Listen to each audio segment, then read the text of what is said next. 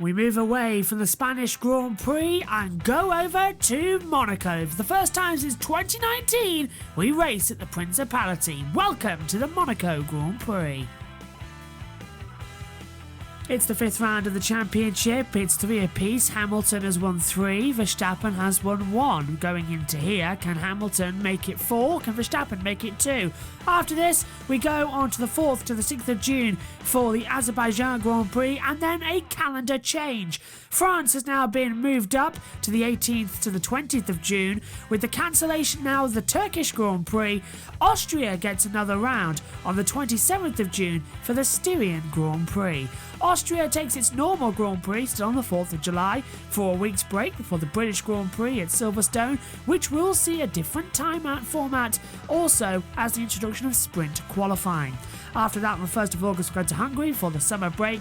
Then Belgium, Netherlands and Italy form another back-to-back, followed then by Russia a week later. Then the 1st to the 3rd of October, we'll see the Singapore Grand Prix. Japan, United States, Mexico, Brazil, then Australia, Saudi Arabia and Abu Dhabi on the 12th of December round out the title. In terms of the Drivers' Championship, Lewis Hamilton leads the way by just 14 points to Max Verstappen. Then further behind, Valtteri Bottas has just got ahead of Lando Norris by 6 points. Charles Leclerc still very much in that fight for 3rd, followed by Sergio Perez, Daniel Ricciardo, Carlos Sainz, Esteban Ocon and Pierre Gasly rounding out the top 10. On the second page, Lance Stroll is on 5 points, the same as Fernando Alonso. This page has seen no changes after the Spanish Grand Prix. So then we'll see Yuki Tsunoda, who after a DNF last time out, no points on the board for Kimi Raikkonen, Antonio Giovinazzi, Sebastian Vettel, George Russell, Mick Schumacher, Nicholas Latifi or Nikita Mazepin. In terms of the Constructors' Championship, the order did not change after the Spanish Grand Prix, but the points have. Mercedes lead the way on 141 points to Red Bull on 112. McLaren are securing 3rd by 5 points to Ferrari, good old days of battling. Alpine are 5th on 15 points, AlphaTauri on 10, Aston Martin 5, no points for Alfa Romeo, Williams or Haas. It's the 2021 Monaco Grand Prix, and this is your Grand Prix preview. Hello everybody and welcome up to the indoor studio of the Commentary Box. We were hoping to present outside, but unfortunately it's turned absolutely miserable outside here in the UK. The weather has got to us once again, but alongside me this weekend for qualifying and the race is Megan Birch. Megan, hello, welcome. And for the first time since Australia 2019, we are at an event that has been planned and hasn't been cancelled by COVID. That is very surprising. We're back at Monaco, the Monaco Grand Prix, finally. Yeah. And I enjoy Monaco. Many people don't. I love it because it's a chance to see what the drivers can do when they're up against it. They are racing in between the barriers. But, Megan, there is one person who everybody this weekend sort of gone, oh dear, what's going to happen? I nearly called him the YouTube name Mazepin. Yeah, Mazepin. Nikita Mazepin, yeah.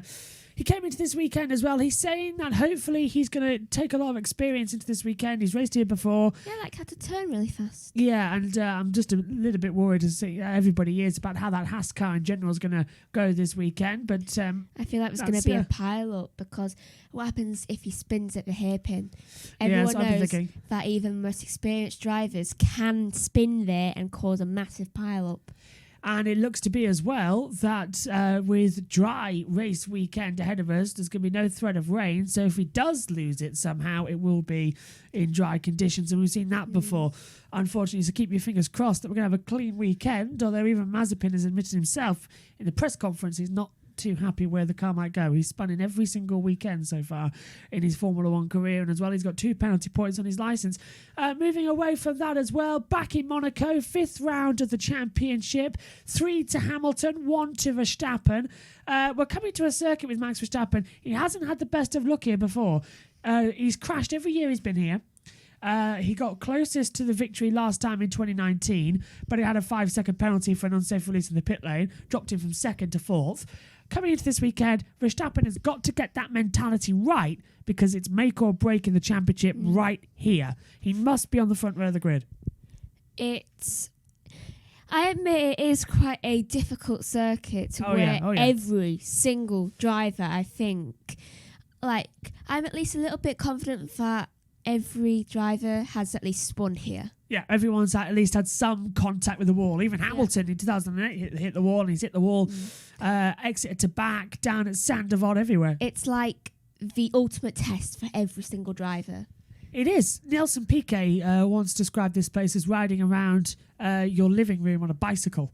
It's that tight between the barriers, and you can see what it is. And the cars have got bigger, of course, in recent years. Because Monaco is a place where every single team looks at their drivers and think, right, so they're not very good there, and to be honest, they haven't been that good in the past, so maybe we should swap them around. Yeah.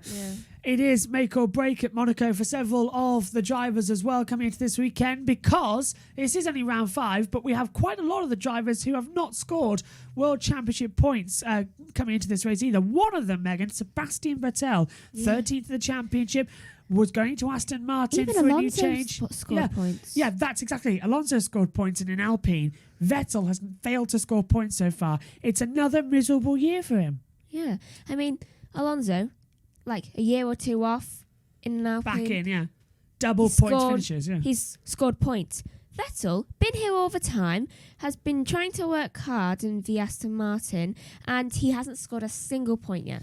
It does seem to be a little bit more weird and interesting to what's going to go on. Coming into this weekend then as well, let's talk about Charles Leclerc, home Grand Prix for him at Monaco.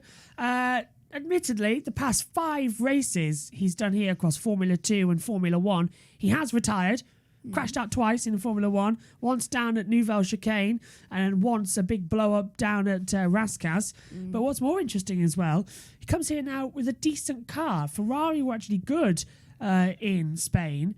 Is there a chance of a podium this weekend? I hope there is, because he did really well last weekend. Was it last weekend? No, a week before, yeah. It just feels like last weekend. It does, doesn't it? Yeah. So, yeah, I really hope that he does get a podium, because I think he deserves it. Going into this weekend then, an unusual race format. Monaco's been off the calendar for a year due to COVID. It's come back now. That's why we're here on a Wednesday with the preview show, because it's midweek. It's Wednesday. It's midweek. Tomorrow we go practice on the Thursday with the 2 practice sessions. Friday is a day of rest. No Formula 1 action, just Formula 2. Saturday, Sunday qualifying and the race as usual.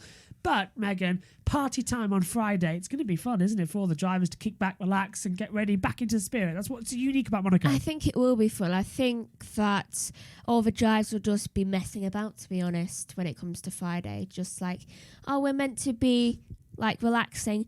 No, let's just, I don't know, party time. Throw paper airplanes into a different team's garage. Lando Norris did that back in Spain with Red Bull as well. Okay, so let's have a closer look around the Monaco Grand Prix track. It's been on the calendar since 1929 in the old Grand Prix racing series. Came on the calendar in 1951, was on it permanently from 1955 up until last year with COVID. Haven't raced here since 2019. The track is identical as always. So let's take a look round now with the F1 2020 game, which for once has got the right names because this is the 78th Monaco Grand Prix. Let's take a look around with Lap Attack. Let's take a look around the Circuit de Monaco on the calendar since 1929. On it constantly since 1955. Taken 1 year off due to COVID, but now we are back. It's the trickiest and most demanding on the calendar. Start the lap, down now, out of the last corner of Antinogues and really fly it towards the line. Uphill towards turn 1, Sandoval, drop down, 3rd gear corner, nail the inside line and accelerate up the hill, remembering to keep all of the speed up Beau Rivage towards now the top of Massenet. Fourth gear corner, left-hander. Right-hander now through Casino Square, down towards Mirabeau. Avoid the bump on the left-hand side. Hug the inside Drayton cover to take you round as you head down to the Grand Hotel hairpin. The slowest corner on the calendar, just 30 miles an hour. Through Mirabeau 2, in front now past the boats at Portier. Underneath now, through the tunnel, your eyes are going to adjust as they flash back into the sunlight, down towards the Nouvelle chicane. Drop down, second gear corner, a quick flick left, double right, left again as you hurtle down towards to back. Fifth gear, lightly through before flat out blasting through the swimming pool section into the chicane. Keep on leg away from the barrier, keep the car straight as you head braking into Rascasse. Last corner on the track, Anthony Noakes, full throttle, DRS open, hug the inside line towards the pit wall, take the checkered flag, and that's a lap of the Monaco Grand Prix circuit. It's a fantastic circuit as well, and me and Megan are not actually... Usually by this point of the weekend, we've filmed our attack run, haven't we, from where we're going around? But we're doing that Friday for the qualifying show on Saturday. But are you looking forward to racing it? I've been really busy, so we haven't been able to get it done early on in the week. Are you looking for... Are you just stepping on my hearing lead there at the moment? That's why I thought it was dragging. Are you looking forward to racing at the moment on this? Because we're going to have to turn the damage off, I think. Otherwise, we're going to be in the walls every 5 minutes. I'm kind of looking forward to this. I mean, I know there's a lot of corners where I can ram into you. So. Oh, she's already been planning. It's actually 3-1 to me against you at the moment. Yeah, like Verstappen. It's Hamilton and Verstappen's title, but we're racing ourselves. Yeah. Okay. So I'm Verstappen. Yeah, that makes you Verstappen. I like that. We both have names beginning with M. Good point, Max. I've got no L in my name though, have I? William. Yeah, yes, you do have an L in your name. Yeah, Joshua, William, Jack, Birch. Yeah, so we both have the two Williams, L's in our middle name. Yep. So nowhere else in our name. You're in Olivia. Okay, so here we go. For this weekend, here's your coverage details and all the times you need to know. It's the same European times as always. Practice 1, we're on air at 10:20. Coverage starting at 10:30 for the first session. And then on Thursday as well, we'll be on for practice 2. Our transmission starts at 1:50. Session starts at 2. Day of rest before we go to Saturday. Practice 3 is at 9:50. Session underway at 10. And then at 1:40, we're on for qualifying build-up. The session starts at 2. That's where Megan will join the commentary team for qualifying ahead of the race. And the race on Sunday as well. The pre-race show at 1:30, lights out at 2. And don't think just because it's Friday we are going anywhere, because we will be bringing you highlights of the Texas XL375 and the Indianapolis Grand Prix from IndyCar in preparation for the Indy 500. Incidentally as well, the Indianapolis 500 will be live here on YouTube for the IndyCar series on the 30th of May. Me and Megan will be in the commentary box practically all day with that one, because we've got the MotoGP race in the afternoon. Then it's followed at, I think, 5 o'clock for the 500. And that's going to take a little bit of time, but it's going to be fun. We'll have Ian Burge not in the commentary box. I think he'll be sat at race control watching along as well. So me and Megan will be covering it more in the box, which I think is going to be fun. But it's a long race, 250 laps, 500 miles. A very long race. Yeah, and with safety cars, red flags as well. We've got loads of features to keep ourselves entertained if the red flag comes out as well. They've been prepping that for ages. But in terms of Monaco, Megan, we won't now see you until Saturday for qualifying due to your own GCSE exams and all that going around. Yeah. When's your final one? Is it tomorrow or Friday? I think it is tomorrow. Hey, fab. That's my science exam, so who knows if they decide to bring us in for extra testing. And my leaving date, which I think might be next week. Some people, I personally don't think it'll be my personal leaving date, because we've got to finish off things in our BTECs. Okay, sounds fun though. At least you have no more exams after that, and you can come back into the commentary box a little bit more. And, you weren't here last weekend, by the way, for the MotoGP, and you missed an absolute cracker. The first flag-to-flag race with bike changes for 4 years, so you missed that. in the series that you're starting to enjoy a little bit more? I don't mind. I had a really big test. Yeah. So Megan will be back with us on Saturday, which means Ian Birch will be taking will be alongside me in the commentary box for practice 1, 2 and 3. We'll give him a rest in qualifying and we'll all be together for the race itself, which is going to be very exciting.